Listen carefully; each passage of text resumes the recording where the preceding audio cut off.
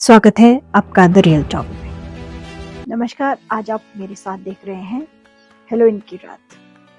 आज रात दुनिया के कई देशों में सड़कों पर रंगीन पोशाकें, डरावने मुखौटे और झिलमिलाते हुए कद्दू दिखाई देंगे। जी हाँ, आज है हेलोइन की रात।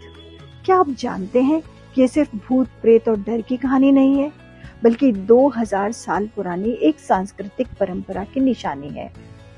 हेलोइन की शुरुआत होती है प्राचीन सेल्टिक पर्व सोविन से।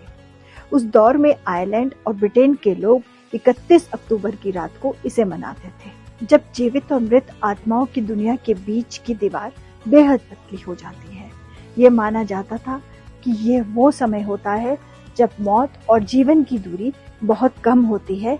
इसी वक्त बुरी आत्माओं को दूर रखने के लिए लोग आग जलाते थे, पशु की चमड़ी पहनते थे और आत्माओं को प्रसन्न करने के लिए भोजन चढ़ाते थे, ताकि आने वाली सर्दी भी शुभ रहे और फसल भी अच्छी हो।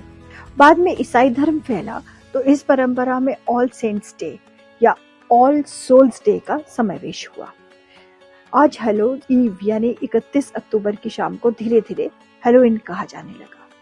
मध्यकालीन यूरोप में बच्चे घर घर जाकर सोल केक मांगते थे, आत्माओं की शांति के लिए प्रार्थना के बदले मिठाई लेते थे। यही परंपरा आगे चलकर ट्रिक ऑफ ट्रीट बन गई। 19वीं सदी में जब आयरिश और स्कॉटिश प्रवासी अमेरिका पहुंचे तो उन्होंने ये परंपरा धीरे धीरे अपने साथ आगे खींच ली। धीरे धीरे यह रात बन गई फसल और मनोरंजन का त्योहार। 20वीं सदी में हेलोइन ने आधुनिक रूप और ले लिया। बच्चों के लिए ये मजे और मिठाई का दिन बन गया और बड़ों के लिए अच्छे कॉस्ट्यूम, पार्टियों और हॉरर थीम का एक सेलिब्रेशन टाइम। कद्दू पर चेहरा बनाकर जलती लौ पर रखना जैक ओ लैंटर्न कहा जाता है।